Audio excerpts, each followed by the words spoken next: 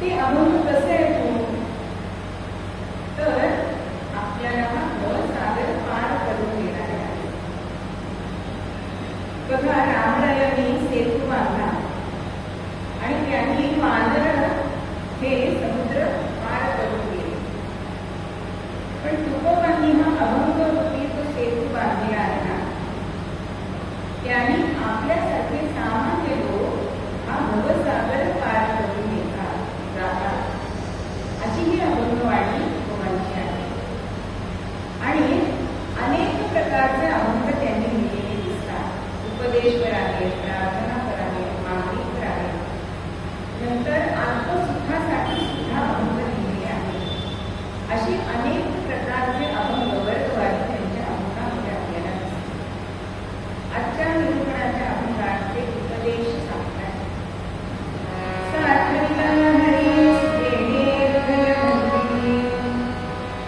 ज्यांनी हरी आपल्या हृदयात साठवलाय. आता साठवण आपण बघितलंय कसं करतो मे महिन्यामध्ये बाहेर. पण आज आपल्याला साठवण कशी दिसते? आज आपण साड्यांची साठवण करतो, पैशाची साठवण करतो, कपडे रस्ते अमोल मॉलमध्ये जायचं, विंडो शॉपिंग म्हणून जायचं. पण 10,000ची खरेदी करून येतात कारण आम्ही क्रेडिट कार्ड खर्च करायला त्या क्षणी लागत नाही. आणि त्यामुळे नको ती खरेदी केली जाते आणि होईल घर म्हणून सगळ्यांचे लॉक भरलेले आहेत. पण हे साठवण काही उपयोगाचं आहे का? मग याच्यामध्ये आपल्याला सामान्य लोकांसाठी हे संत पुन्हा पुन्हा सांगत असतात, सूत्रबद्ध सांगत असतात की साठवलेला आहे गेले हृदय म्हणते. म्हणजे मन म्हणजे हृदय. हृदयामध्ये मनामध्ये त्या राहिला साठवा. आता मन हे दिसतं म्हणून त्याला सावध इंद्रिय म्हणतात. पण हे मन अत्यंत सूक्ष्म सांगितलेलं आहे. ते आपल्याला दिसत नाही पण ते आहे. मग हे मन कसं आहे? मग आत्ता इथे जाताना पुढे दुसरीकडे गेलेले आहे. म्हणून बहिणाबाई चौधरी सुद्धा म्हणतात,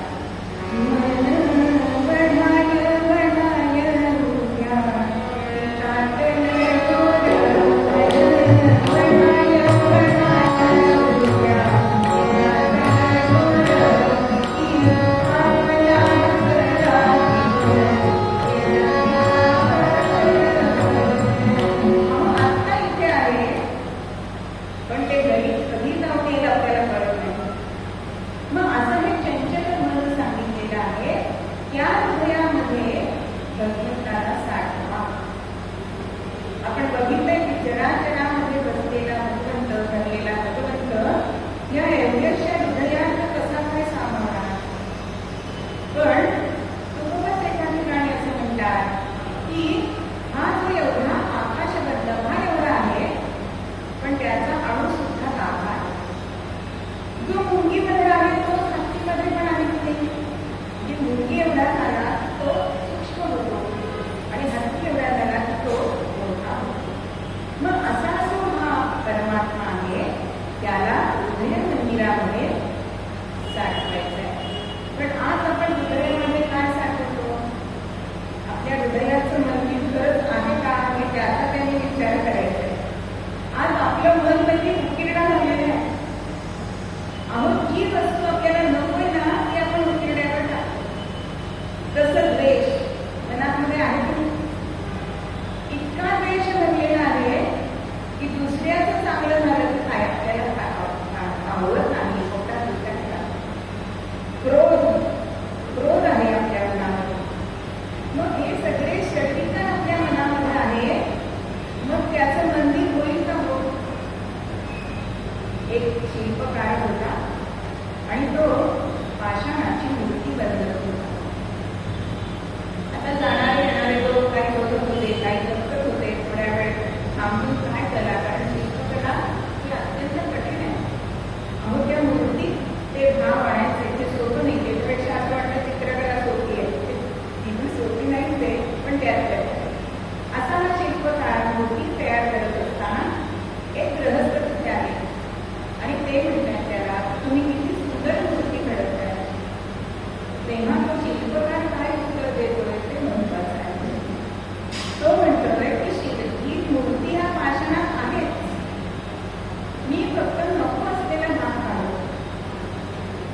म्हणजे आपल्या मनामध्ये तर भगवंताची मूर्ती आहे, पण त्याला जागा मिळण्यासाठी जसं आपल्याला कोणाकडे घरी गेलं, घर अस्ताव्यस्त असतं, कोणाकडे पेपर पडलेले असतात, कुठे ओढण्या पडलेल्या असतात, कधी पिशव्या पडलेल्या असतात, आणि मग आम्ही घरी गेलो, कसा बसावं बसायचं कुठे अशी कंप्लेंट होते आमची. पण त्यांच्या घरी आम्हाला जावं लागते, पण त्यांना आवडत नाही. मग आपल्या हृदयामध्ये हे षडविकार जे बसलेले आहे ते जर असताना भगवंत आपल्या हृदयात बसणार कसा? म्हणजे हे मंदिर जर करायचं असेल तर त्याच्यामध्ये आपल्याला प्रसन्नता आणायला पाहिजे, पावित्र्यता आणायला पाहिजे, तरच या हृदयामध्ये हा भगवंत बसेल की नाही, तो साठवला जाईल की नाही. आणि असा जर आपण विचार केला तर कोणाच्या हृदयात हा बसतो, तर त्यातील सगळी येर झालं. येर झालं म्हणजे या जगात येणं आणि या जगातलं जाणं. म्हणजे जग असं म्हणतो, पण त्याचा सूक्ष्म अर्थ काय आहे? जगामध्ये म्हणजे जन्म आणि गमन म्हणजे जाणे, जग असा शब्द तयार झालेला आहे. मग या जगामध्ये पुन्हा पुन्हा येणं म्हणजे शंकराचं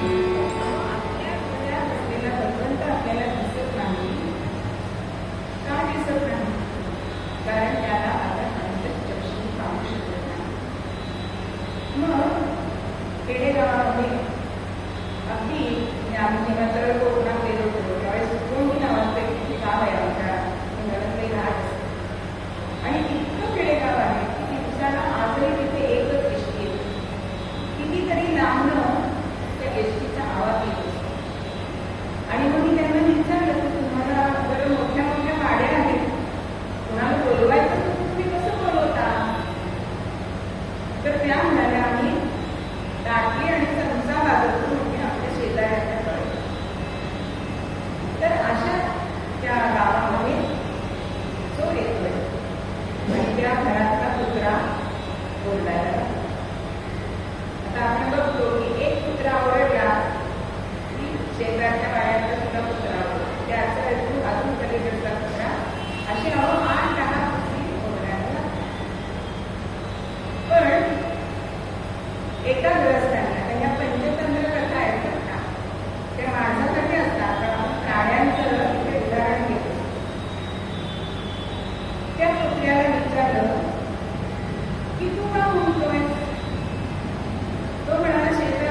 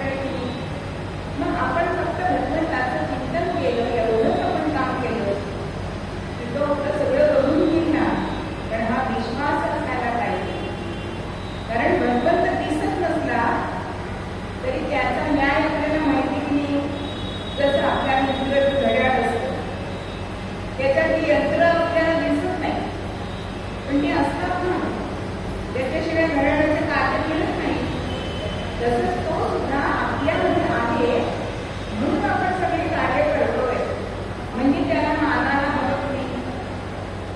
म्हणून असा जर भगवंत आपल्या हातामध्ये आला तर आपल्याला भगवचिंता करायला काही कामच नाही.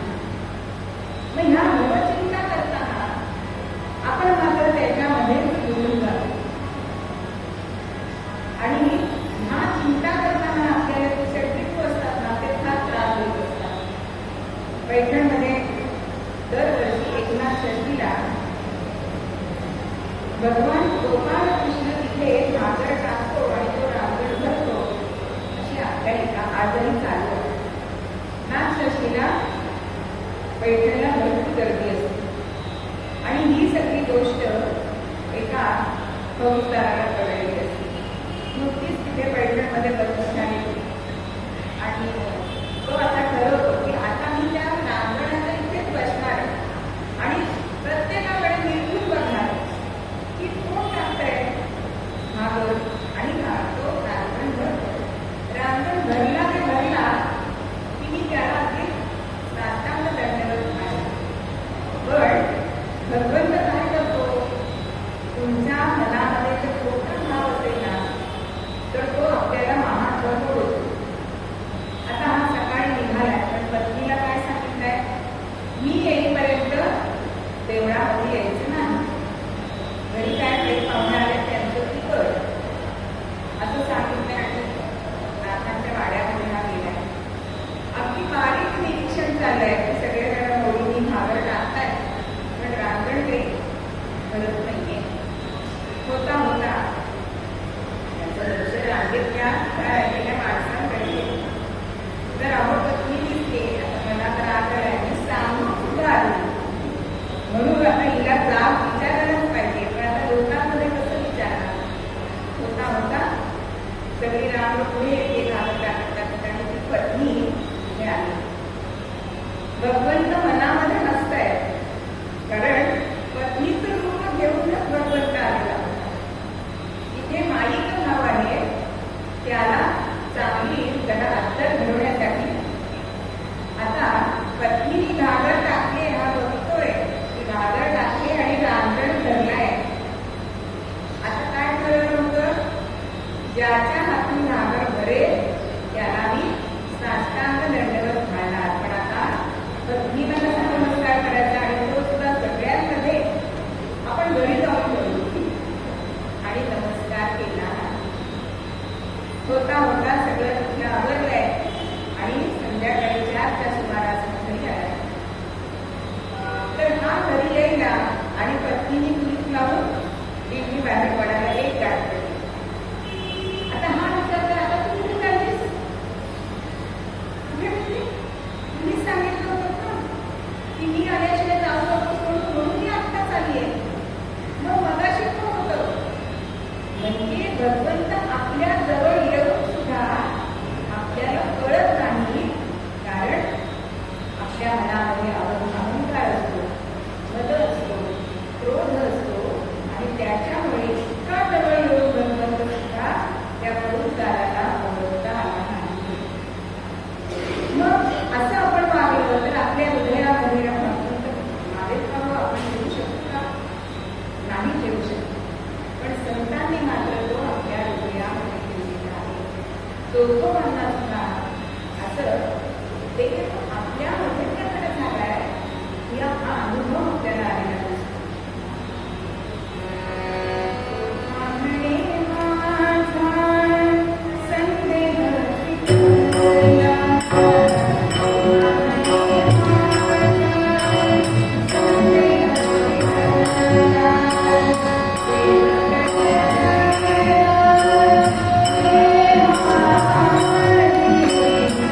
Thank you.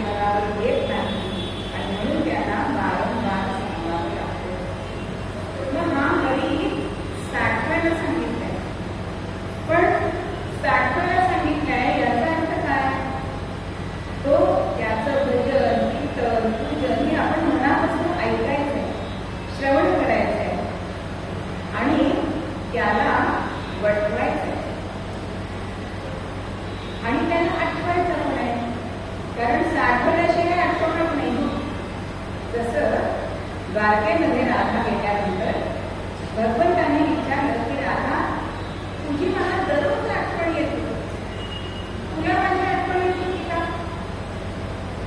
राधा असते मी म्हणजे मला तर तुझी आठवण आहे, माझी आठवण जी आहे तुला, असं श्रीकृष्ण विचारतात. तेव्हा ती म्हणते की आठवण यायला आधी तुला विसरलं पाहिजे ना, पण मी तुला विसरलीच नाही तर तुझी आठवण मला कशी आहे? म्हणजे हा भगवंत आधी आपल्या हृदयामध्ये साठवायचा आहे, साठवल्यानंतर त्याला आठवायचं आहे आणि आठवल्यानंतर त्याला वटवायचं आहे. वटवायचं म्हणजे काय? तो आपल्या आचरणात आणायचा आहे. त्या भगवंताचे गुण जे आहेत ते आपल्याला आपल्यामध्ये आणायचे. आपण ते सगळे जन्मोत्सव करतो, नुसतं सुंठवणा खायला जन्मोत्सव करायचे नसतात. अहो, प्रभू रामचंद्रांचा जेव्हा आपण उत्सव करतो तेव्हा प्रभू रामचंद्रांचे दरवर्षी सगळे एकदम नाही येणार, ते एक एक गुण आपण घेऊ शकतो की नाही, ते आचरणात आणणं म्हणजे तो भगवंत वटवणं. आजच्या नीतीला रामरायांचे साधे गुण ते मोठे आहेत, पण आपल्याला साधे वाटतात. म्हणजे आई वडिलांचं वचन पाळणं हे आज सुद्धा आपण करू शकतो की नाही? एक पत्नी व्रत आज सुद्धा आचरू शकतो, आचरायला पाहिजे. त्यानंतर एक वचन, कितीतरी असे रामरायांचे गुण आहेत की जे आपण आज आठवू शकतो, वटवू शकतो, आपण आचरणात आणू शकतो. मग हा भगवंत जर आपण साठवला, आठवला आणि वटवला तर तो आपल्या हृदयात का बरं बसणार नाही? आणि तो असा बसवलेला आपल्याकडे उदाहरण आहे. आज नारद जयंती आहे. नारदांनी सुद्धा भगवंताला आपल्या हृदयात बसवलंय. कधीही नारदांच्या मुखातून नारायणाचं नाव बाजूला झालं का हो? नारायणाचं नाव त्यांच्या मुखामध्ये कायम स्वरूपी होतं. नारद ह्या शब्दाचा अर्थ काय आहे? तर नारद ददाती इति नारदः. नार म्हणजे काय? नारद म्हणजे ज्ञान. जे ज्ञान देतात ना, दर हे अक्षर लागलं की देणे, म्हणून आपण सुख म्हणजे सुख देणारा, दुःख देणारा, तसं नारद म्हणजे ज्ञान देणारे असे हे नारद महर्षी आहे, देवर्षी आहे. मग देवर्षी का त्यांना म्हणतात? तर तप, अधिक ज्ञान, अधिक भक्ती असे जे करतात त्यांना देवर्षी म्हणतात. म्हणून आपल्याकडे राजर्षी, ब्रह्मर्षी ही नावं आहेत, ती वेगळी उपाधी आहेत. पण देवर्षींना त्यांनी भक्ती केली आहे म्हणून त्यांना देवर्षी असं म्हटलं जातं. या देवर्षींचे त्यांना कळीचा नारद म्हणतात, पण ते खरे कळकळीचे नारद आहेत. अनेक त्यांच्या कथा आपल्याला माहिती आहे की प्रत्येक ठिकाणी म्हणजे त्यांना पहिला वार्ताहर असं म्हटलेलं आहे, आद्य तीर्थंकर असं म्हटलेलं आहे. तिन्ही लोकांमध्ये जाण्याची क्षमता त्यांच्याकडे आहे. ब्रह्मदेवाचे मानस पुत्र ते आहेत. पण नारदांचं हे वैशिष्ट्य आहे की सृष्टांकडे सुद्धा त्यांचं स्वागत होतं आणि दृष्टांकडे सुद्धा त्यांचं स्वागत होतं. भगवंताला नेहमी मदत करणारे असे हे नारद आहेत. किती गोष्टी आपण सांगायच्या की त्या वेळेला कृष्णाचं जन्म येणार होता, 8वा अवतार, 8वा मुलगा तुला मारेल असं कंसाला सांगितलं आणि कंसाने पहिला मुलगा वसुदेवाला देऊन टाकला, त्याला न मारला.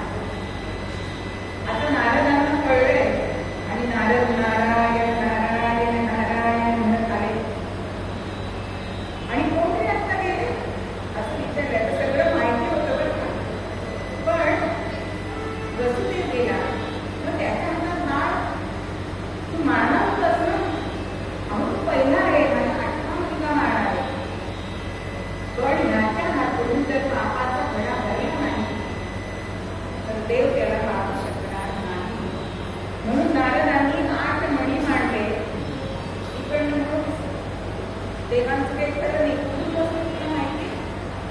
8व्यापासून मोडला तर पहिला 8वा येतो, दुसऱ्यापासून मोडलास तर तिसरा 8वा येईल. त्यामुळे तुला सगळी मुलं मारायला पाहिजे. मग हे त्यांनी कार्य केले ना, म्हणून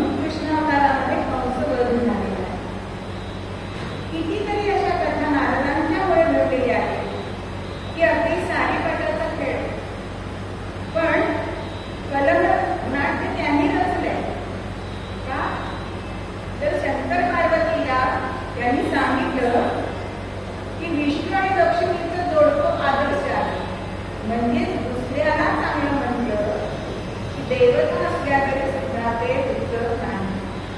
आणि त्या कलहनाट्यातून आज आपण जे मंगेशी आणि शांता दुर्गा देवता बघतो त्या कलहनाट्यातून आपल्याला त्या लाभलेल्या आहे.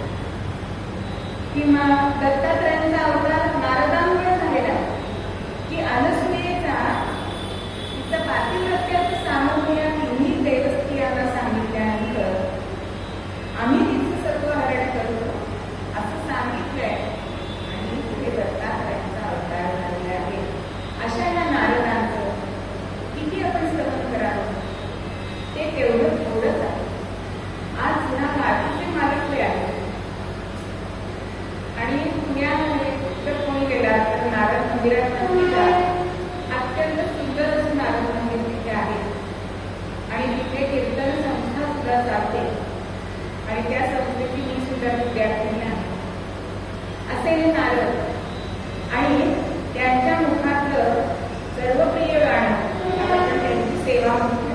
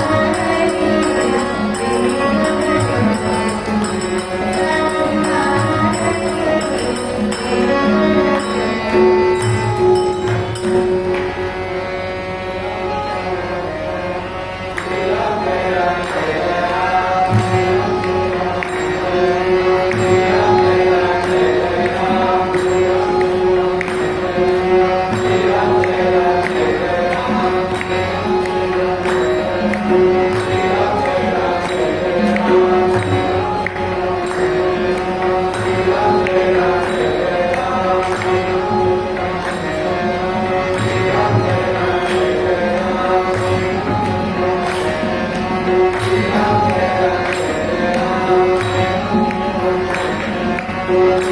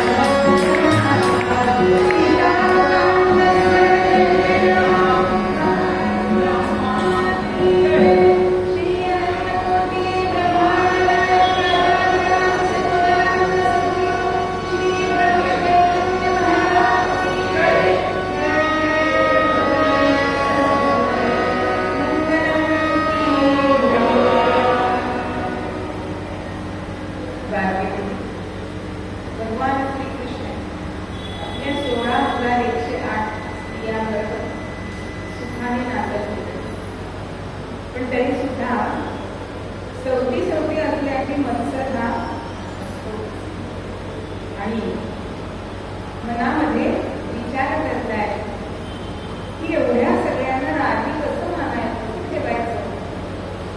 पण प्रत्येकीला असं वाटतंय की प्रभू माझ्याच लक्षामध्ये आहे.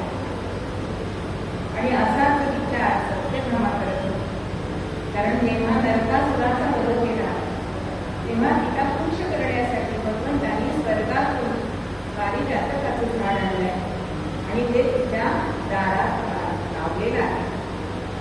आणि मला विचार करते अंगणी पारिजात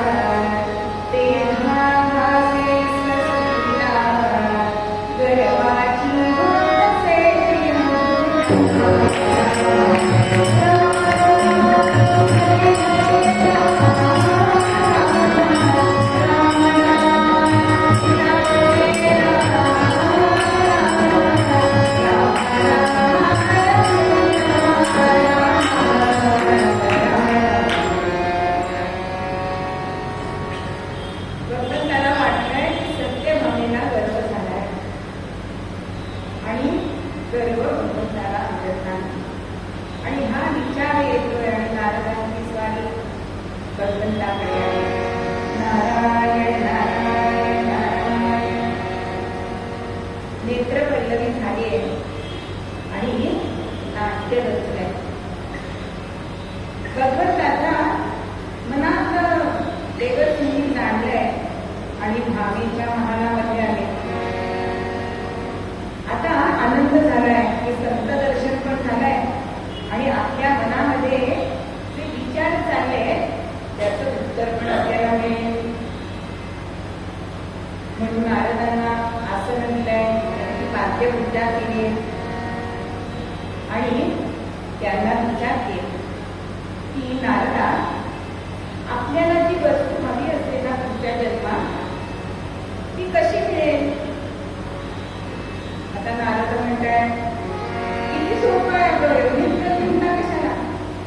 आपल्याला जी वस्तू पुढच्या जन्मात हवी असते ती आपण काम करायची. बरं, इतकं सोपं आहे. आणि नारद सांगताय पण तुझ्या मनात काय आहे? स्वतः काही बोलत नाही, सगळं माहिती आहे. पण सत्यभामेच्या बदलून घेत आहे तिला आणि ती म्हणते की श्रीचरणाची सेवा जन्मोजन्मी मधला घडावी हीच सेवा. मला प्रभूंसारखा पती दर जन्मामध्ये मिळावा आणि यासाठी मी काय करू? नारद सांगतात, मुनी म्हणे भावेला दरी कृष्ण दरीची तत्त्वहवा, यावर विचार करावा देही दान द्या विचारा.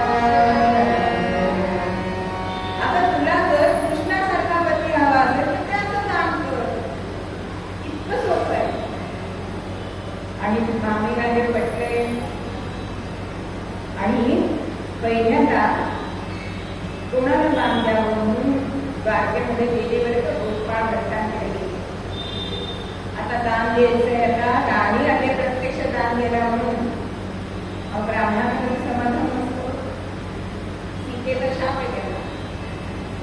आता कथा सांगत मी कधीतरी वेळ आली की सांगते.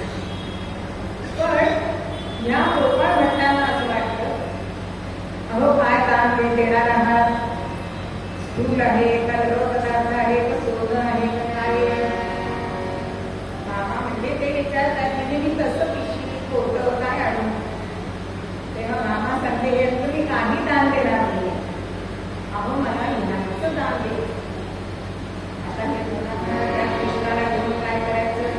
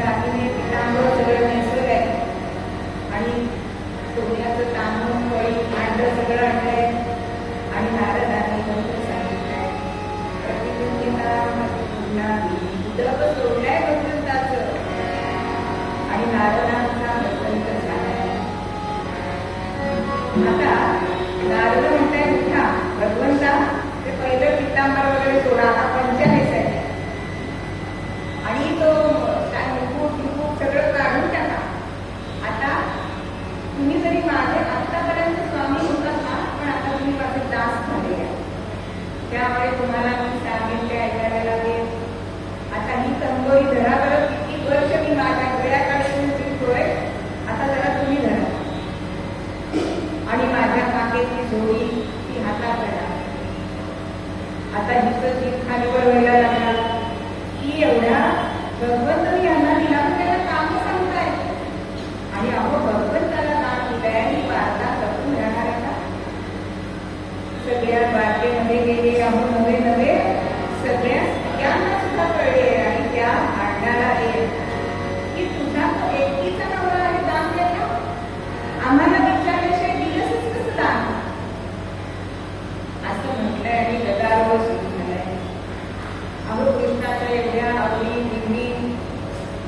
आणि भगवंताला दास करता येते, मामीला सुद्धा आवडलं नाही. आणि आता ह्या सगळ्या आहेत, वसुदेव देवकी आहे आणि सासूच्या नात्याने देवकी म्हणते, अगं लहानपणात असताना माझ्यापासून दूर राहिला, आत्ता तुम्ही मला त्याचा सहवास मिळतोय आणि तू त्यांना नारदांना देऊ टाकलास. काय म्हणायचं तुला? कुठला तुझा मनाचा हेतू तरी काय आहे? असं सगळं चाललंय आणि सगळेजण नारदांना सांगताय.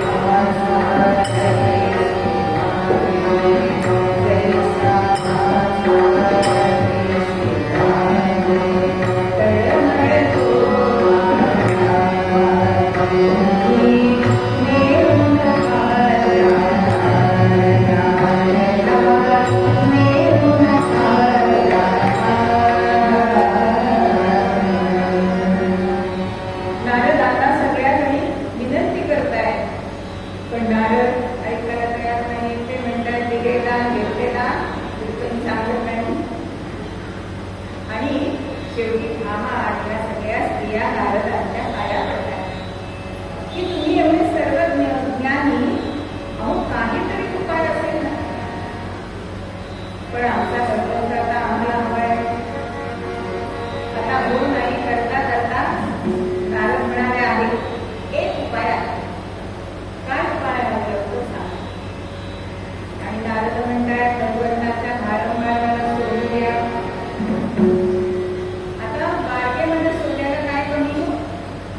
पुन्हा अहंकार आलाय की आत्ता भगवंताच्या बंधावर सोडून घेऊ आणि भगवंताला परत घेऊ. आणि मग सत्यभामेच्या महालामध्ये तराजू बांधलाय. पण या तराजूची तागड्या कुठल्या होत्या? एक तागडं होतं श्रद्धेचं, एक तागडी होती वैभव. श्रद्धेच्या तागड्यामध्ये भगवंत बसलाय आणि पहिल्यांदा सत्यभामा म्हणजे माझ्याकडे एवढं सोनं आहे, माझ्या सोन्याने भगवंताची तुला होईल. पण काही पाडलं काही नाही. सगळ्या स्त्रियांनी आणायला लागले आपले सोने. अहो कुबेराचा कधी ना विचार झाला तरी भगवंत जड. आता भामीला सत्यभामीला अशी काळजी पडली की आता करायचं काय. आणि मग लक्षात येते की रुक्मिणीबाईचे वालेला नेले, स्वतः त्यांच्याकडे गेले. त्यांचं अनुष्ठान चालू होतं, मौन होतं. पण ही पाया पडते, विनवते आणि सांगते की आता तुमचं अनुष्ठान सोडा, नाही तर आपला अधिष्ठान जायची वेळ आली. आणि मग ही रुक्मिणी माता काय करते, तुळशी वृंदावनाशी जाते आणि तुळशीची एक मंजिरी आणि त्याला असलेलं पान, म्हणजे मंजिरी कधी पानाशिवाय वाहू नाही. मंजिरी फुटली आणि ती मंजिरी घेऊन जिथे मी तुला बांधली होती तिथे रुक्मिणी माता आली. भगवंताला नमस्कार करते. त्या तुलेला सुद्धा 3 प्रदक्षिणा घातली आणि भगवंताला मनोमन प्रार्थना करते की भाव भक्तीचे तुलसी तळ आणि देवी मनापासून असं ते सांगते. आणि आता कृपा करून तुम्ही हलके व्हा. आणि रुक्मिणी मातेने तुलसी पत्र ठेवलंय आणि खरोखरच इतकं वारंवार सोडून घातलं तरी सुद्धा जड झालेला भगवंत साध्या तुलसी पत्रांनी हलका झाला. प्रभू झाला हो हलका. पण कशाने? तर श्रद्धेने. मग ही श्रद्धा कधी असते मनामध्ये? जेव्हा भगवंताविषयी आपल्या मनामध्ये प्रीती असते. जी काल आपण प्रीतीची लक्षणं बघितली आणि ह्या प्रीतीच्या लक्षणाने रुक्मिणीने त्याला आपल्या हृदयामध्ये साठवले. आता नारद आणि भगवंत एकमेकांकडे बघतायत आणि भामेला सांगतायत की अगं जन्मोजन्मी मिळावा म्हणून आत्ताच्या जन्मात मिळालेला मला तू घेऊन टाकलास. एकदा का घरी हातामध्ये आला तर पुढच्या जन्माची चिंताच कशाला होईल हे एवढंच तुला साधं कळलं नाही, कारण की तुझ्या हृदय मंदिरी मला साठवलं नाही. मग असं जर तू मला तुझ्या हृदय मंदिरी साठवलं तर ही भगवचिंता राहणारच नाही, ये रसाळ मिळणार नाही आणि तुझ्या मनामध्ये इतर गोष्टीही राहणार नाही. आणि हाच उपदेश नारद मुनी या भामेला करतायत आणि तिला म्हटलंय की रुक्मिणी मातेसारखा भाव आपल्या मनामध्ये असायला पाहिजे, कारण भगवंताला त्यांनी हृदयात साठवलाय, तसा आपण पण साठवूया. आणि हा उपदेश आपल्याला मूळ सत्यामध्ये उभा करताय.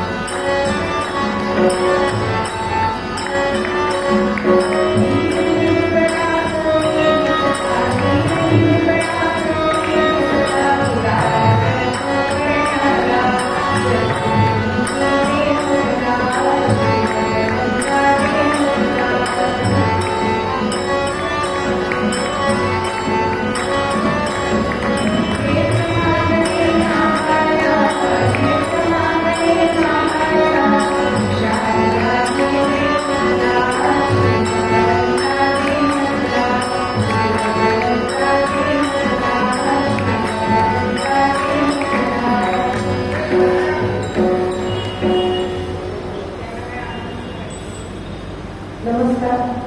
आज नारळ जयंती असल्यामुळे अखिल भारतीय तीर्थस्थ संस्थेतर्फे पेढ्यांचा प्रसाद सगळ्यांना वाटला गेलेला आहे आणि काही गृह